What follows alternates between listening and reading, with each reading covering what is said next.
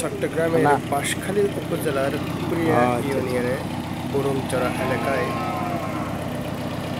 ধানি জমি থেকে মাটি কাটার অভিযোগ পাওয়া গেছে।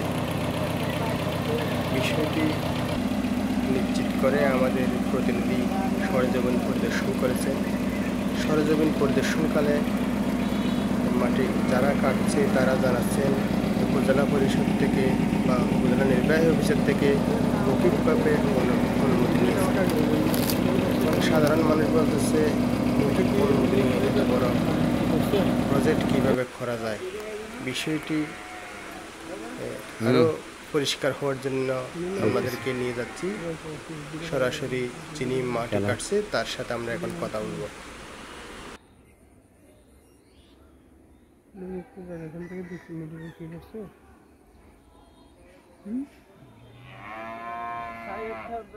সোমবারে বিকেল 10 মিনিটে গেছিলাম, ওখানে কর্মকর্তাদের সাথে আমি কথা বলছি।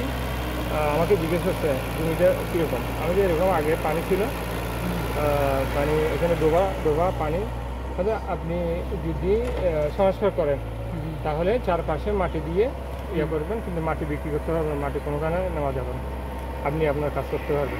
মৌখিকভাবে বলছি। জি জি, লিখিত কিছু তো নেন নাই? লিখিত কিছু নেই। কিন্তু আপনি বর্তমানে যেটা মাটি কাটার আইন আছে সেটা কি অবগত আছেন? এটা আমার এক বন্ধু বলছিল, আমার বন্ধু বলাতে আমি ওখানে গেছি। আর ওরা যখন বলছে আপনার কাজ, যেহেতু আপনার জায়গা, আপনার সমস্যা নেই, এটা করে ফেলে।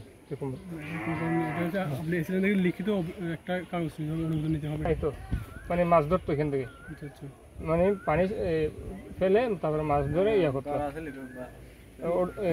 এলাকার মানুষ থেকে জিজ্ঞেস করে এখানে মাটি, আর এখানে মাটি বোঝা যাচ্ছে এখানে আসলে মোটামুটি সমতল ছিল। না না, এখানে তো এখানে এটা কোনো চাষই হয় না। তাহলে আপনি এসএল অফিস থেকে মৌখিকভাবে নিচ্ছেন? জি জি জি। আমি তাহলে এসএল অফিসকে একটু ফোন দিই।